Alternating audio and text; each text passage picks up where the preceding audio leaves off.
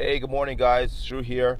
I wanted to take a moment to remember Irwin Schiff, a real civil rights leader, a real freedom fighter.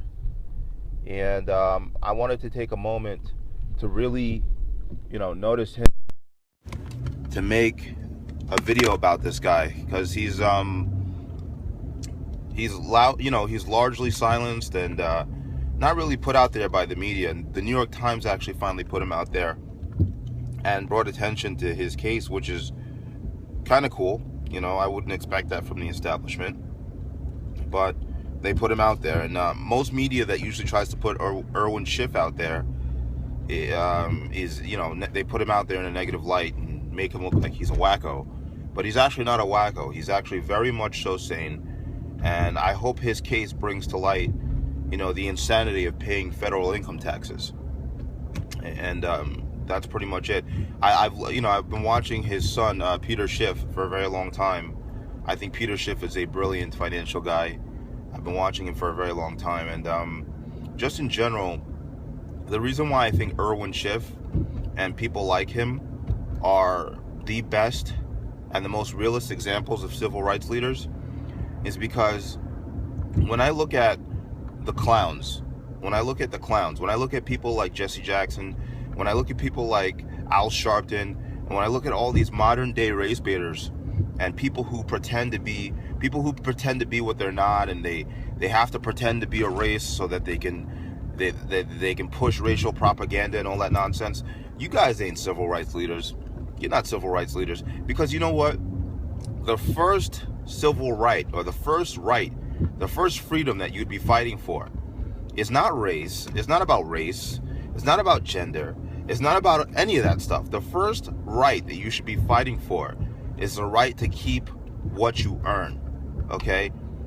You have to understand, like, you really don't have many rights if you have to, under duress, every single year, agree to a portion of your money being taken by the government.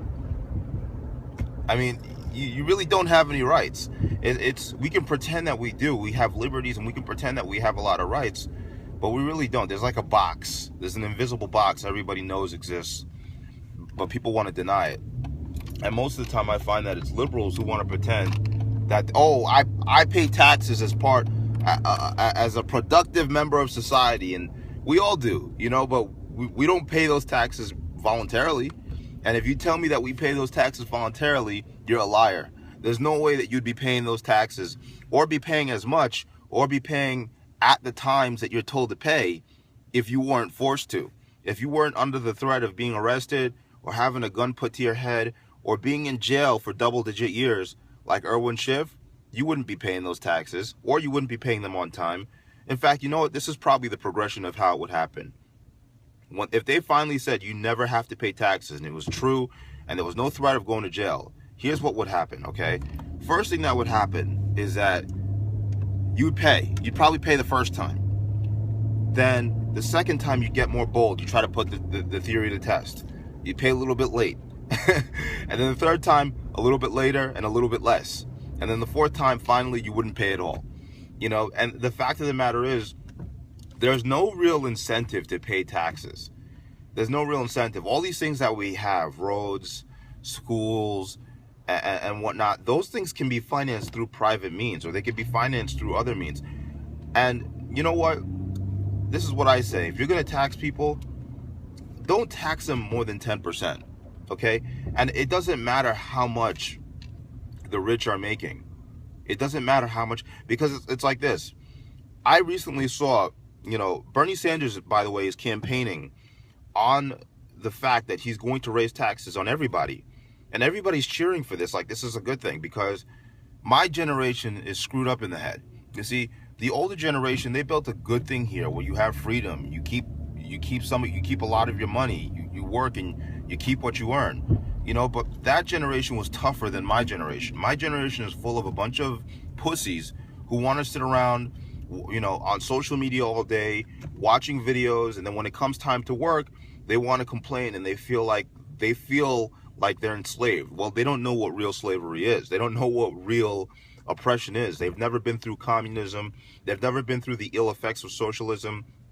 They think places like Denmark, Norway, Switzerland, and Sweden, they think that those places are socialist paradises when they're actually very much so mixed market capitalism.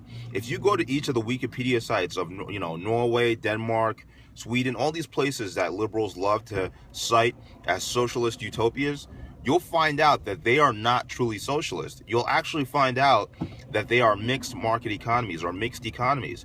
And I also think it's very important to note that a lot of these socialist economies that they love to, prop up and make like these are the best places to live, none of these socialist economies promote the social safety net as a driving force to their economic success. None of them. They're always about management of production and management of industry, but it's always industry that is the driving force to their success, and how they manage it and how that's what it is. It's not about anything else. So progressives have all these ideas, and most of them come down to taking more money out of my pocket and your pocket to fund crazy ideas. So I would like to once again say RIP to Irwin Schiff. I think he's an American hero.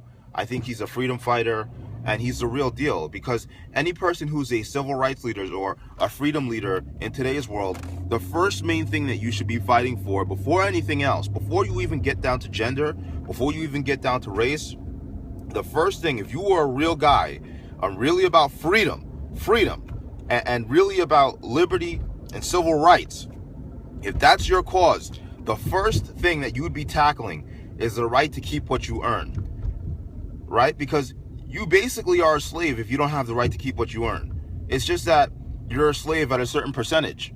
And if you happen to be working for a living, I'm not talking about capital gains and investments, although I don't think that should be taxed either, but if you happen to be working for a living and you're making a lot of money, you're a slave at a higher level. You're a higher producing slave because they take more money from you.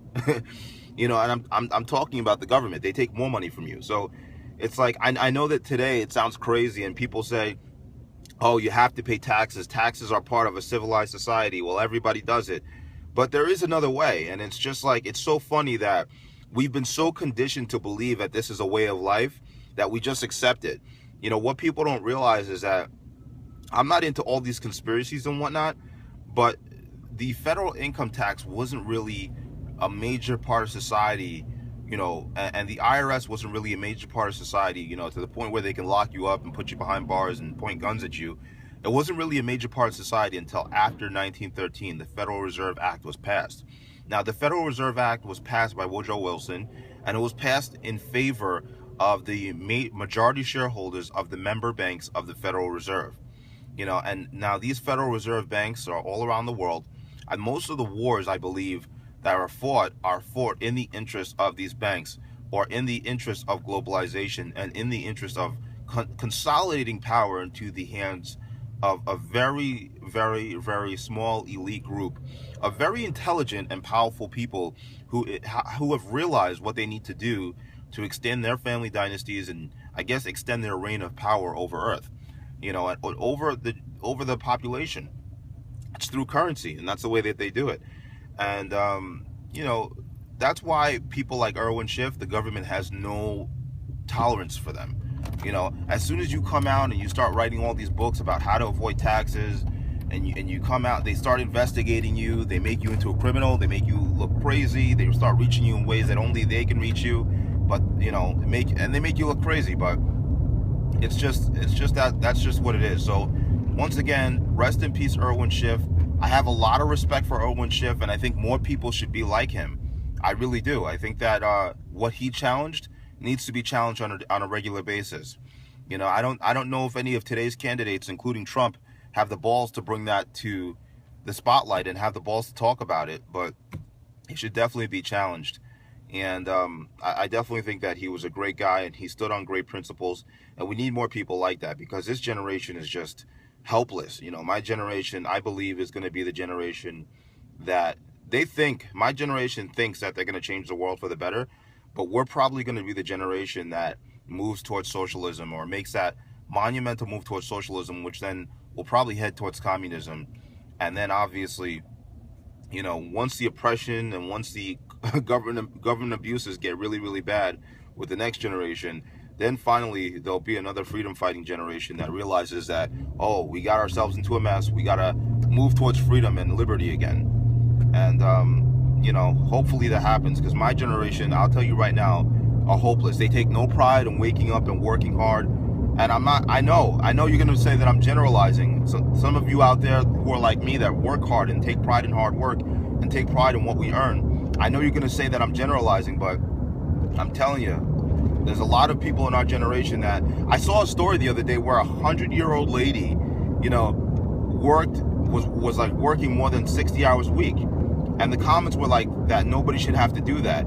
And you know what? Maybe you could say that, but you know what she did at the same time? She pretty much nullified every single liberal excuse for not working that there is out there. You know, she just nullified all of it. Because liberals are full of excuses. You know, they don't want to work. They want the government to take care of them. And that's it. And their focus is on the rich, when the rich, for the most part, the rich for the most part have worked so hard to get to where they are. Then they focus on the people who inherit money, because that's what they want to be like. They wish that they were the ones who inherit money. So they try to make the government like their rich daddy that they never had. So anyway, last thing for the day, rest in peace, Irwin Schiff. You know, to the rest of you out there, keep striving, keep going for what you want in life, and have a wonderful day.